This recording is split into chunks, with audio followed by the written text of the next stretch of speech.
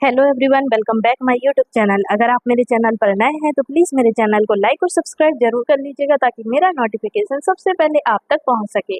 तो चलिए ज़्यादा देर बात नहीं करूंगी, मैं सेशन को आगे बढ़ाती हूँ। आज हम पढ़ने वाले हैं मासिक धर्म से रिलेटेड कुछ क्वेश्चन। ठीक है, मिडवाइफरी के मासिक धर्म से रिलेटेड कुछ क्वेश्चन पढ़ने वाले हैं, तो प्लीज़ वीडियो को पूरा देखिएगा, स्किप बिल्कुल भी मत कीजिएगा। ओके, तो चलिए आज का फर्स्ट क्वेश्चन है हमारा, What is the average duration of the menstrual cycle as mentioned? मतलब मासिक धर्म चक्र की औसत अवधि कितनी है जैसा कि बताया गया है। बताइए, मासिक धर्म चक्र की औसत अवधि कितनी है, कितने दिन का होता है मासिक चक्र। तो चलिए ऑप्शन देख लेते हैं पहले हम। ऑप्शन ए कहता है 21 दिन, ऑप्शन बी कहता है 35 दिन, ऑप्शन सी कहता है 28 दिन और ऑप्शन नंबर डी कहता है 40 डेज मतलब 40 दिन। तो राइट आंसर क्या हुआ बताइए। ये जिसको भी इसका आंसर पता है प्लीज वो मुझे कमेंट बॉक्स में कमेंट करके जरूर बताइए इसका आंसर क्या होगा। मासिक धर्म की औसत अवधि कितनी है, बताइए कितनी है जैसा कि इसमें बताया गया है, मतलब कि ये ऑप्शन में बताया गया है, इस हिसाब से बताइए कि इनमें से कौन सा राइट आंसर होगा। कितनी होगी मासिक धर्म की औसत अवधि।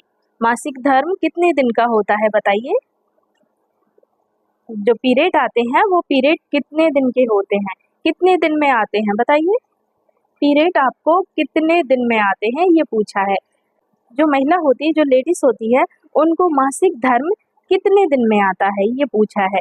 कितने दिन में आता है, 28 दिन में आता है या 35 दिन में आता है या 21 दिन में आता है या 40 दिन में आता है।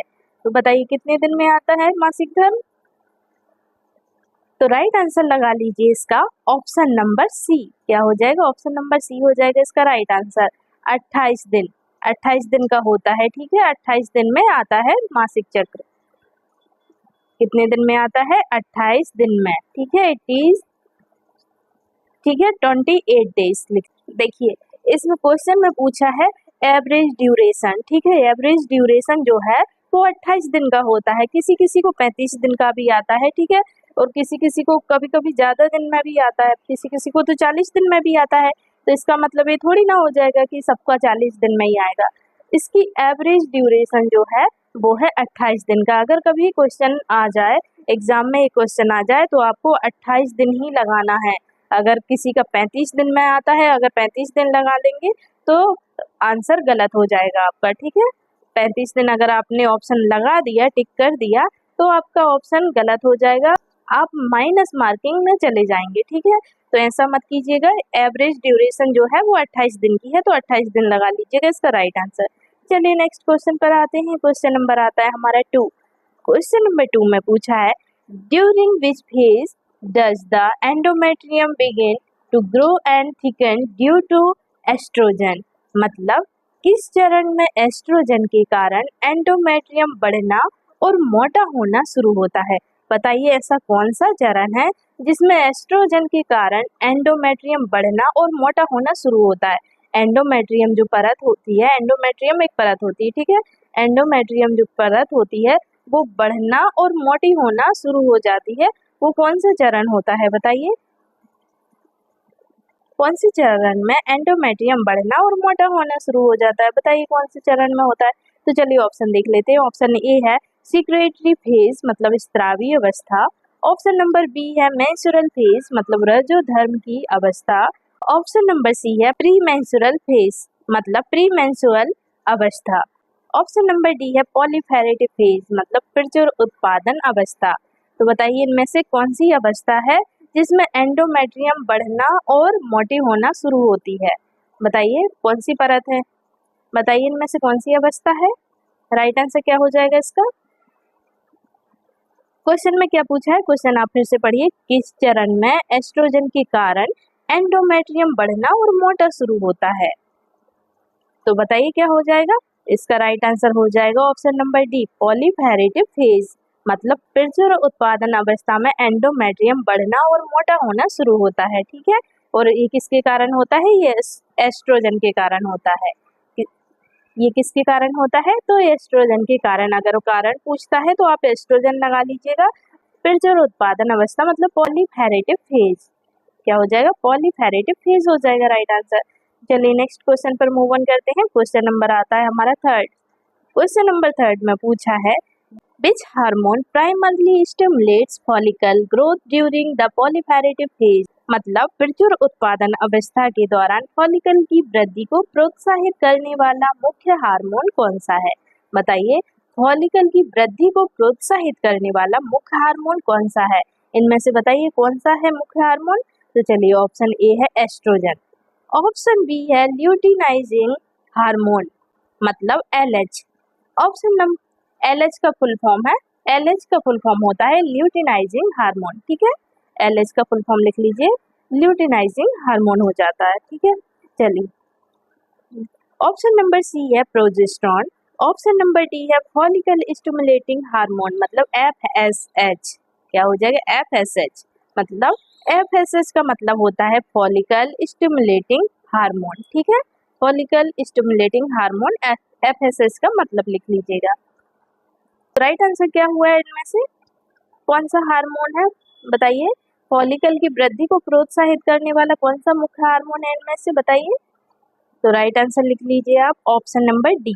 क्या हो जाएगा, ऑप्शन नंबर डी हो जाएगा फॉलिकल स्टिमुलेटिंग हार्मोन मतलब FSH। क्या हो जाएगा, शॉर्ट फॉर्म में अगर लिखें आप तो FSH लिख लीजिएगा, और अगर आपको लॉन्ग वाला चाहिए तो फॉलिकल स्टिमुलेटिंग हार्मोन पूरा लिखना है तो फॉलिकल स्टिमुलेटिंग हार्मोन लिख दीजिएगा।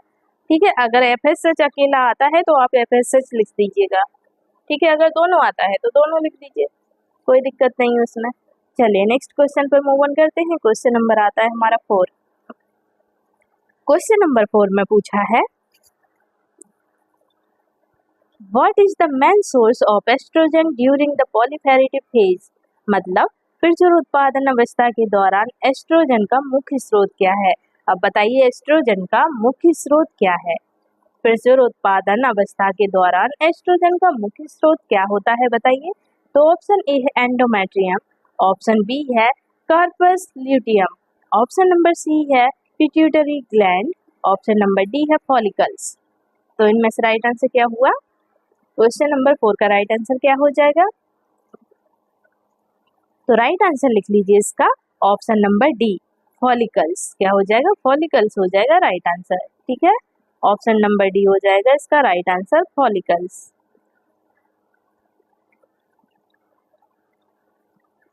चलिए नेक्स्ट क्वेश्चन पर आते हैं। क्वेश्चन नंबर आता है हमारा 5। क्वेश्चन नंबर 5 में पूछा है how many days does the proliferative phase typically last. क्या पूछा है क्वेश्चन में, प्रचुर उत्पादन अवस्था आमतौर पर कितने दिनों तक चलती है। बताइए प्रचुर उत्पादन अवस्था आमतौर पर कितने दिनों तक चलती है, कितने दिनों तक चलती है प्रचुर उत्पादन अवस्था बताइए। चलिए पहले ऑप्शन देख लेते हैं। ऑप्शन ए है 5 डेज, ऑप्शन बी है 10 डेज, ऑप्शन सी है 20 डेज, ऑप्शन नंबर डी है 40 डेज। तो राइट आंसर क्या हो जाएगा इसका, प्रचुर उत्पादन अवस्था आमतौर पर कितने दिनों की होती है। तो कितने दिनों की लिखेंगे आप, राइट आंसर क्या हो जाएगा इसका, राइट आंसर लिख लीजिए इसका ऑप्शन नंबर डी। चलिए नेक्स्ट क्वेश्चन पर आते हैं। नेक्स्ट क्वेश्चन है हमारा क्वेश्चन नंबर 6।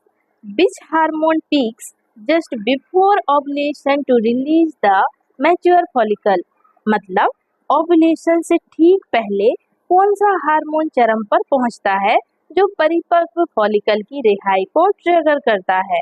क्या पूछा है क्वेश्चन, फिर से पढ़ते हैं। ओवुलेशन के ठीक पहले कौन सा हार्मोन चरम पर पहुंचता है जो परिपक्व फॉलिकल की रिहाई को ट्रिगर करता है। तो ऑप्शन ए है प्रोजेस्टेरॉन, ऑप्शन बी है फॉलिकल स्टिमुलेटिंग हार्मोन मतलब FSH, ऑप्शन सी है ल्यूटिनाइजिंग हार्मोन मतलब LH, ऑप्शन नंबर डी है एस्ट्रोजन। तो राइट आंसर क्या हुआ इसका, राइट आंसर क्या हो जाएगा क्वेश्चन नंबर 6 का,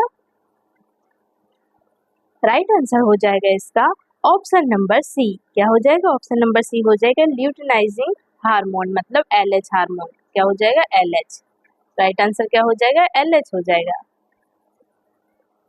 चलिए नेक्स्ट क्वेश्चन पर मूव ऑन करते हैं। क्वेश्चन नंबर आता है हमारा 7। क्वेश्चन नंबर 7 में पूछा है what is the primary role of progesterone in the secretory phase, मतलब स्त्रावी अवस्था के दौरान प्रोजेस्टेरोन की प्राथमिक भूमिका क्या है? क्या पूछा है? स्त्रावी अवस्था के दौरान प्रोजेस्टेरोन की प्राथमिक भूमिका क्या है? बताइए अब प्रोजेस्टेरोन की प्राथमिक भूमिका क्या है? स्त्रावी अवस्था के दौरान प्रोजेस्टेरोन की प्राथमिक भूमिका क्या होगी? तो चलिए ऑप्शन ए है हमारा टू रिड्यूस एस्ट्रोजन लेवल्स, मतलब एस्ट्रोजन के स्तर को कम करना। ऑप्शन बी है टू स्टिमुलेट फॉलिकल ग्रोथ, मतलब फॉलिकल की वृद्धि को प्रोत्साहित करना। ऑप्शन सी है टू कॉज मेंस्ट्रुएशन, मतलब मासिक धर्म को प्रेरित करना। ऑप्शन डी है to thicken the endometrial lining for implantation, to thicken the endometrial lining for implantation, मतलब प्रत्यारोपण के लिए एंडोमेट्रियल परत को मोटा करना। तो राइट आंसर क्या हुआ इनमें से?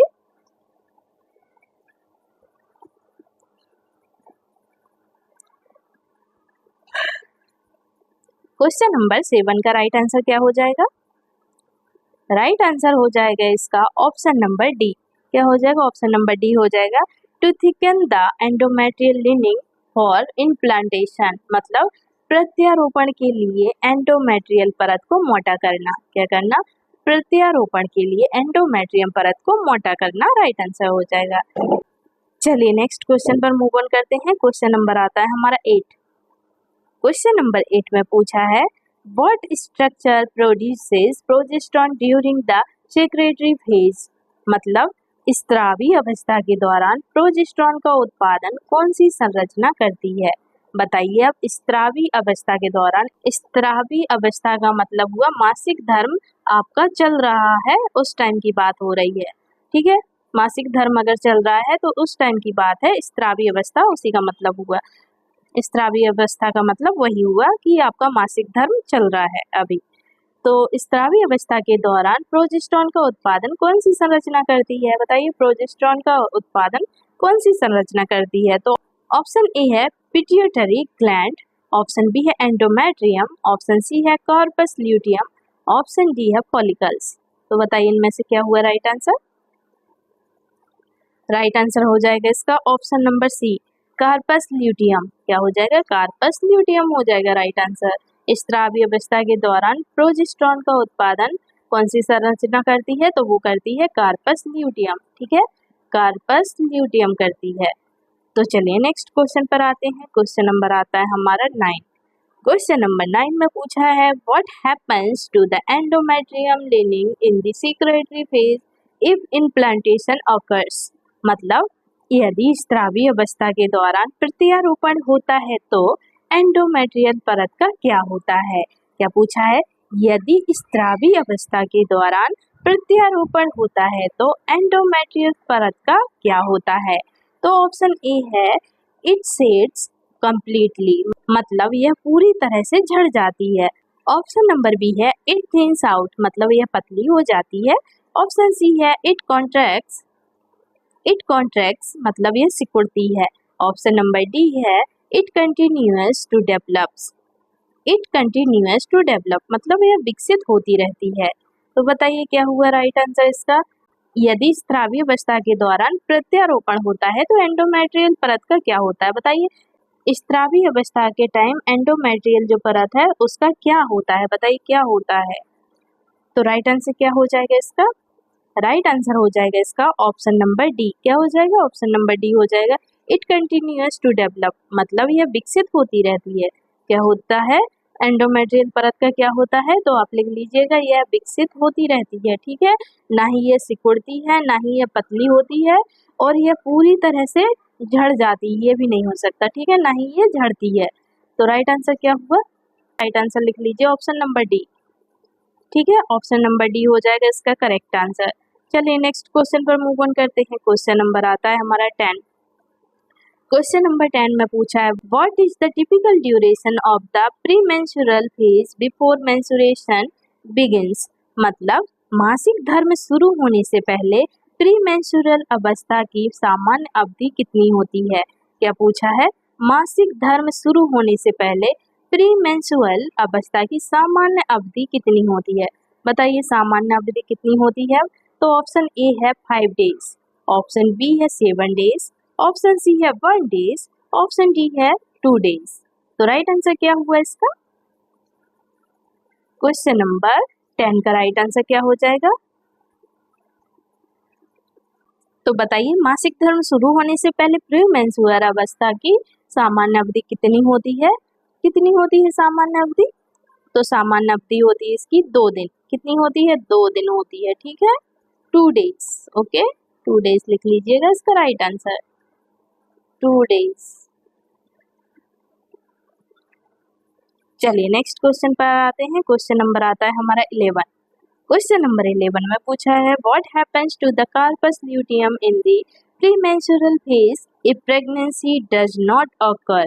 मतलब यदि गर्भावस्था नहीं होती है तो प्रीमेंस्ट्रुअल अवस्था के दौरान कार्पस ल्यूटियम का क्या होता है?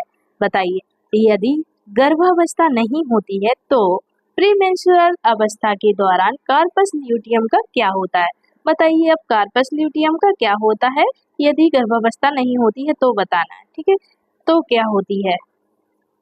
तो ऑप्शन ए है हमारा इट ग्रोस लार्जर, मतलब यह बड़ा हो जाता है। ऑप्शन बी है इट प्रोड्यूसेस एस्ट्रोजन, मतलब यह एस्ट्रोजन उत्पन्न करता है। ऑप्शन सी है it continues to produce progesterone, मतलब ये है प्रोजेस्टेरॉन का उत्पादन जारी रखता है।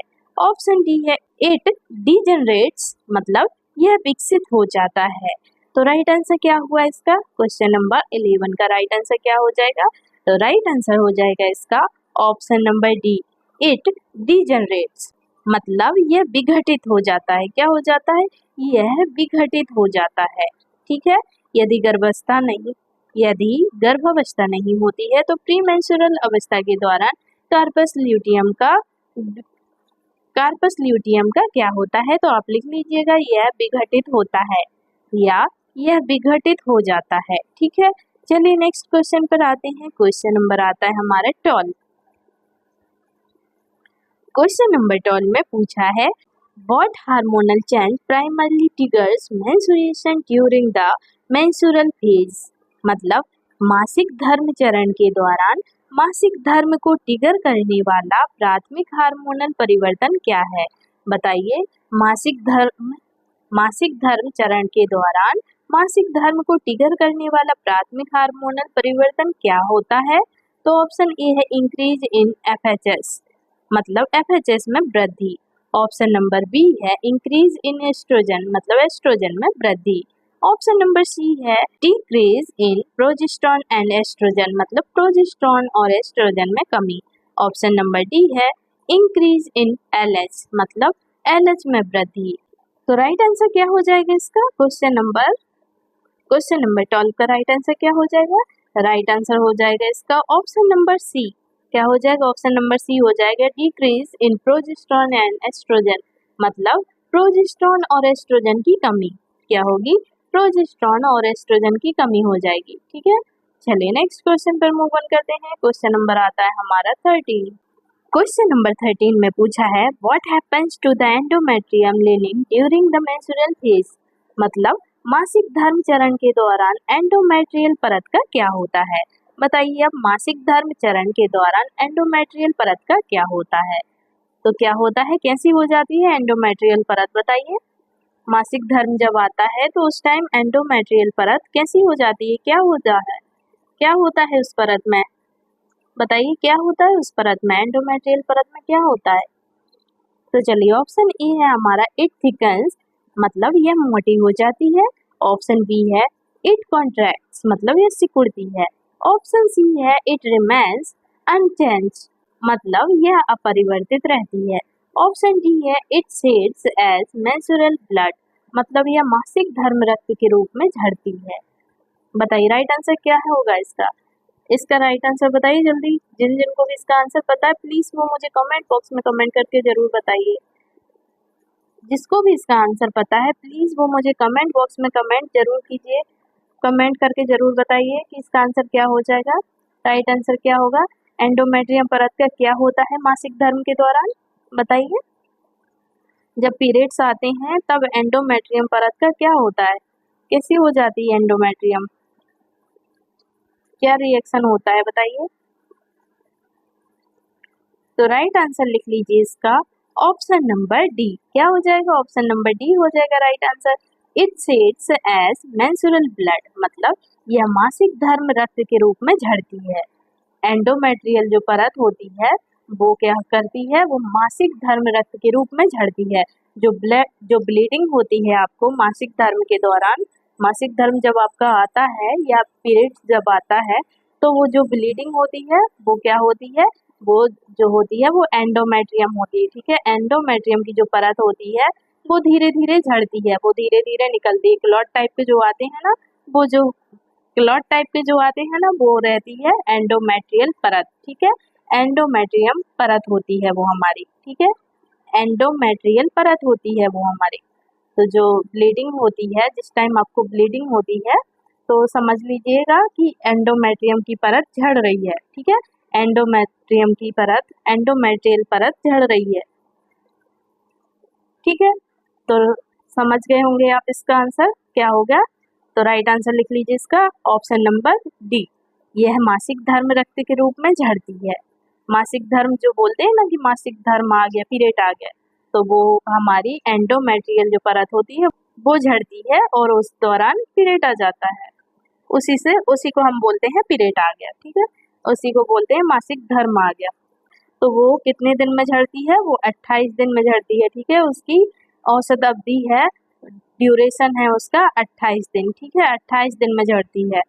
28 दिन में झड़ती है और फिर से बन जाती है। वो हर महीने बनती है और हर महीने झड़ जाती है। उसका यही काम है, बनना और झड़ना, बनना और झड़ना। ठीक है, तो राइट आंसर लिख लीजिए आप ऑप्शन नंबर डी। चलिए नेक्स्ट क्वेश्चन पर मूव ऑन करते हैं। क्वेश्चन नंबर आता है हमारा 14।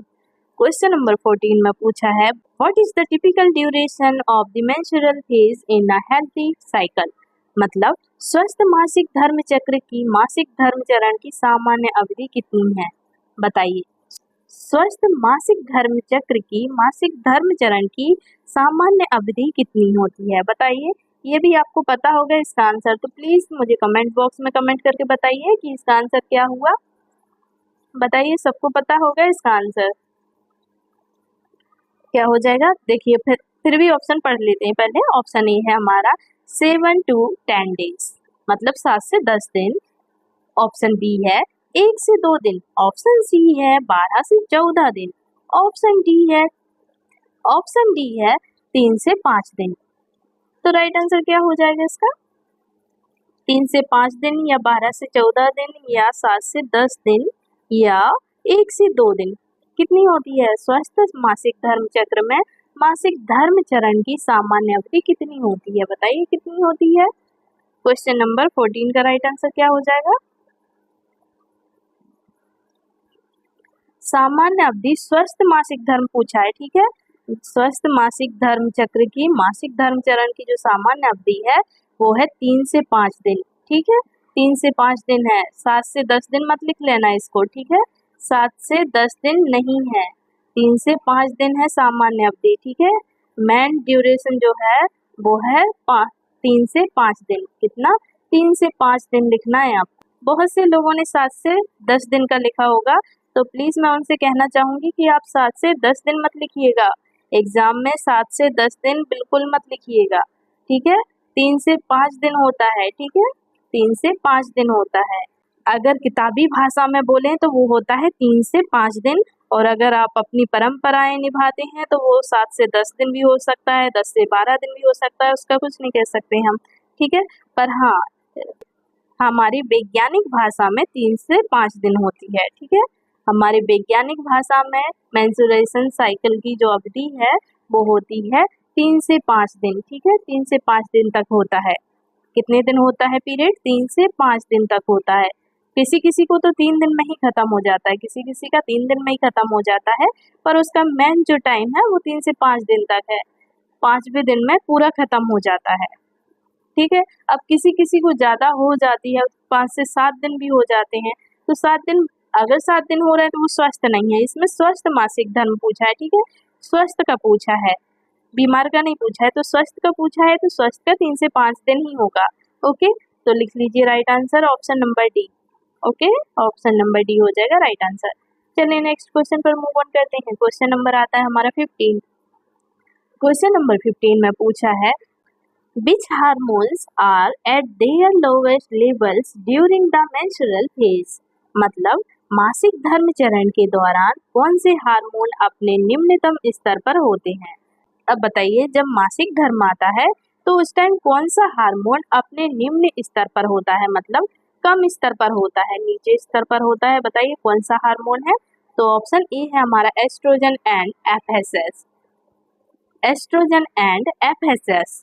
ऑप्शन बी है FHS and LH. Option C है प्रोजेस्टेरॉन एंड एलएच।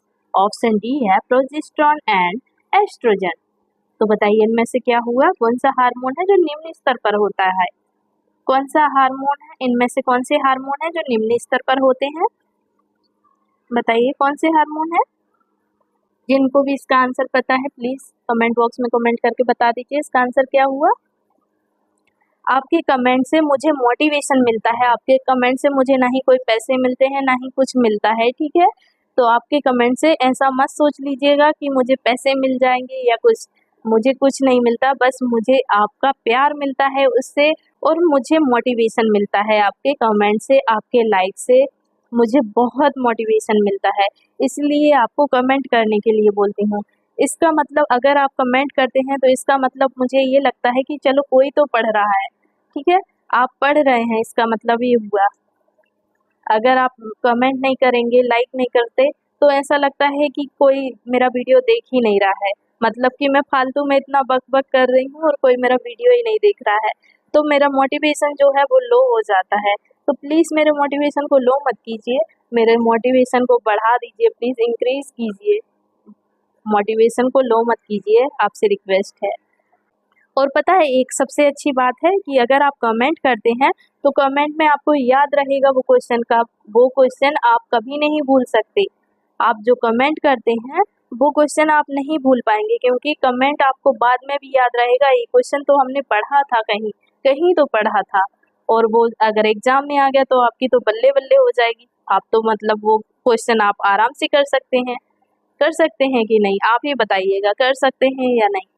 आप बिल्कुल कर सकते हैं, अगर आप कमेंट में करेंगे तो वो ज़रूर याद रहेगा, थोड़ा ना थोड़ा आपको ज़रूर धुंधला ही याद रहे पर रहेगा याद आपको।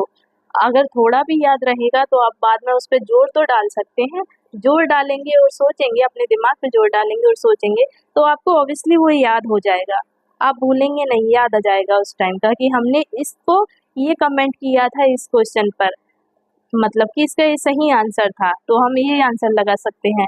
ऐसा आप ज़रूर कर सकते हैं, ऐसा आपको याद आ सकता है, ऐसा आपको याद आ जाएगा एग्ज़ाम टाइम। तो प्लीज़ मुझे कमेंट बॉक्स में कमेंट करते रहिए और आप अपनी पढ़ाई को आगे बढ़ाइए और मेरा मोटिवेशन बढ़ाइए, बस इतना ही रिक्वेस्ट कर सकती हूँ आपसे। तो प्लीज़ मेरे मोटिवेशन को डिमोटिवेट मत कीजिएगा, मोटिवेट कीजिएगा, ठीक है। चलिए, तो राइट आंसर क्या हुआ इसका, क्वेश्चन नंबर 15 का, क्वेश्चन नंबर 15 का राइट आंसर क्या हो जाएगा। तो राइट आंसर हो जाएगा इसका ऑप्शन नंबर डी। क्या हो जाएगा, ऑप्शन नंबर डी हो जाएगा, प्रोजेस्टेरॉन एंड एस्ट्रोजन। क्या होगा, प्रोजेस्टेरॉन और एस्ट्रोजन हो जाएगा राइट आंसर। क्या पूछा था क्वेश्चन में, मासिक धर्म चरण के दौरान कौन से हार्मोन अपने निम्न स्तर पर होते हैं। तो कौन से हार्मोन निम्न स्तर पर होते हैं, प्रोजेस्टेरॉन होता है और एस्ट्रोजन होता है निम्न स्तर पर, ठीक है। प्रोजेस्टेरॉन और एस्ट्रोजन निम्न स्तर पर आ जाते हैं, ओके। चलिए नेक्स्ट क्वेश्चन पर मूव ऑन करते हैं। क्वेश्चन नंबर आता है हमारा 16। क्वेश्चन नंबर 16 में पूछा है,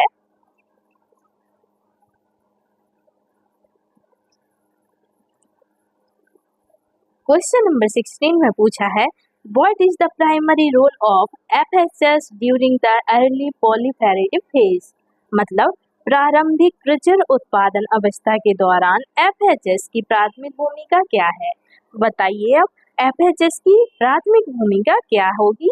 तो ऑप्शन ए है टू कॉज मेंस्ट्रुएशन, मतलब मासिक धर्म को प्रेरित करना। ऑप्शन बी है टू ट्रिगर ओवुलेशन, मतलब ओवुलेशन को ट्रिगर करना। ऑप्शन नंबर सी है टू थिकन द एंडोमेट्रियम, मतलब एंडोमेट्रियम को मोटा करना। ऑप्शन डी है टू स्टिमुलेट फॉलिकल ग्रोथ, मतलब फॉलिकल की वृद्धि, मतलब फॉलिकल की वृद्धि को प्रोत्साहित करना। तो बताइए क्या हो जाएगा इसका राइट आंसर। क्वेश्चन नंबर 16 का राइट आंसर क्या हो जाएगा। तो क्वेश्चन नंबर 16 का राइट आंसर हो जाएगा ऑप्शन नंबर डी। क्या होगा? ऑप्शन नंबर डी हो जाएगा right answer. To stimulate follicle growth मतलब फॉलिकल की वृद्धि को प्रोत्साहित करना। ठीक है, प्रारंभिक प्रचुर उत्पादन अवस्था के दौरान एफएचएस की प्राथमिक भूमिका क्या है? तो आपको लिख लेना है फॉलिकल की वृद्धि को प्रोत्साहित करना। ठीक है, प्राथमिक भूमिका है फॉलिकल की वृद्धि को प्रोत्साहित करना। तो चलिए नेक्स्ट क्वेश्चन पर आते हैं। क्वेश्चन नंबर आता है हमारा 19। क्वेश्चन नंबर 19 में पूछा है what is the primary role of LH during the proliferative phase मतलब प्रचुर उत्पादन अवस्था के दौरान एलएच की प्राथमिक भूमिका क्या है? क्या पूछा है? प्रचुर उत्पादन अवस्था के दौरान एलएच की प्राथमिक भूमिका क्या है? ऑप्शन ए है टू कॉज मेंस्ट्रुएशन मतलब मासिक धर्म को प्रेरित करना। ऑप्शन बी है टू स्टिमुलेटिंग फॉलिकल ग्रोथ मतलब फॉलिकल की वृद्धि को प्रोत्साहित करना। ऑप्शन सी है टू थिकन द एंडोमेट्रियम मतलब एंडोमेट्रियम को मोटा करना। ऑप्शन डी है टू ट्रिगर ओवुलेशन मतलब ओवुलेशन को ट्रिगर करना। तो राइट आंसर क्या हुआ इसका? क्वेश्चन नंबर 19 का क्वेश्चन नंबर 19 का राइट आंसर क्या हुआ? क्या पूछा है क्वेश्चन में? क्वेश्चन में पूछा है प्रचुर उत्पादन अवस्था के दौरान एलएच की प्राथमिक भूमिका क्या है? एलएच की प्राथमिक भूमिका क्या है बताइए जल्दी। राइट आंसर क्या हो जाएगा इसका? राइट आंसर हो जाएगा option number D to trigger ovulation मतलब ओवुलेशन को ट्रिगर करना। क्या हो जाएगा? ओवुलेशन को ट्रिगर करना राइट आंसर हो जाएगा। चलिए नेक्स्ट क्वेश्चन पर आते हैं। क्वेश्चन नंबर आता है हमारा 20। क्वेश्चन नंबर 20 में पूछा है what is the main reason for the degeneration of the corpus luteum in the premenstrual phase मतलब प्रीमेंस्ट्रुअल अवस्था के दौरान कार्पस ल्यूटियम का विघटन का मुख्य कारण क्या है? क्या पूछा है? प्रीमेंस्ट्रुअल अवस्था के दौरान कार्पस ल्यूटियम के विघटन का मुख्य कारण क्या है? तो ऑप्शन ए है इंक्रीज इन एस्ट्रोजन मतलब एस्ट्रोजन में वृद्धि। ऑप्शन बी है इंक्रीज इन एफएचएस मतलब एफएचएस में वृद्धि। ऑप्शन सी है लैक ऑफ प्रेगनेंसी मतलब गर्भावस्था की अनुपस्थिति मतलब गर्भावस्था की अनुपस्थिति। ऑप्शन नंबर डी है इंक्रीज इन एलएच मतलब एलएच में वृद्धि। तो इनमें से क्या हुआ राइट आंसर इसका? क्वेश्चन नंबर 20 का राइट आंसर क्या हुआ इनमें से? तो राइट आंसर लिख लीजिए ऑप्शन नंबर सी। क्या हो जाएगा? ऑप्शन नंबर सी हो जाएगा लैक ऑफ प्रेगनेंसी मतलब गर्भावस्था की अनुपस्थिति। क्या होगा? गर्भावस्था की अनुपस्थिति हो जाएगी। कार्पस ल्यूटियम के विघटन का मुख्य कारण है तो वो है गर्भावस्था की अनुपस्थिति। ओके, चलिए नेक्स्ट क्वेश्चन पर मूव ऑन करते हैं। क्वेश्चन नंबर आता है हमारा 21। क्वेश्चन नंबर 21 में पूछा है what is the primary function of the endometrium lining during the secretory phase मतलब स्त्रावी अवस्था के दौरान एंडोमेट्रियल परत का प्राथमिक कार्य क्या है? बताइए, स्त्रावी अवस्था के दौरान एंडोमेट्रियल परत का प्राथमिक कार्य क्या है? स्त्रावी अवस्था पता है ना आपको, जब पीरियड चल रहा होता है उस टाइम की बात हो रही है। अगर आपका मेंस्ट्रुअल साइकिल चल रहा है उस टाइम की बात हो रही, ठीक है, पीरियड रनिंग में है उस टाइम की बात हो रही। तो क्या हुआ? स्त्रावी अवस्था के दौरान एंडोमेट्रियल परत का प्राथमिक कार्य क्या है? तो ऑप्शन ए है to shed as menstrual blood मतलब मासिक धर्म रक्त के रूप में झड़ना। ऑप्शन नंबर बी है टू सीक्रेट म्यूकस मतलब बलगम स्त्रावित करना। ऑप्शन सी है टू कॉन्ट्रैक्ट द यूट्रस मतलब गर्भाशय को सिकुड़ना। ऑप्शन नंबर डी है टू प्रिपेयर फॉर इम्प्लांटेशन मतलब प्रत्यारोपण के लिए तैयार करना। तो क्या हुआ इसमें से राइट आंसर? राइट आंसर लिख लीजिए इसका ऑप्शन नंबर डी। क्या होगा? ऑप्शन नंबर डी हो जाएगा right answer. To prepare for implantation मतलब प्रत्यारोपण के लिए तैयार करना। किसके लिए तैयार करना? प्रत्यारोपण के लिए तैयार करना। प्राथमिक कार्य पूछा है, ठीक है, हमने प्राथमिक कार्य बताया है। ओके, तो फ्रेंड्स ये थे हमारे आज के क्वेश्चन। अगर आपको मेरा वीडियो अच्छा लगा हो तो प्लीज़ मेरे वीडियो को like, comment, share and subscribe जरूर करना। आपके सब्सक्राइब से, आपके लाइक से, आपके कमेंट से मेरा मोटिवेशन बढ़ता है, मैं मोटिवेट होती हूँ ताकि मैं आपके लिए दोबारा से वीडियो बना सकूँ। तो प्लीज़ मुझे डिमोटिवेट मत कीजिएगा, मोटिवेट ज़रूर कीजिएगा। तो चलिए मिलते हैं अब नेक्स्ट वीडियो में, तब तक के लिए आप अपना ख्याल रखिएगा। Bye bye and take care.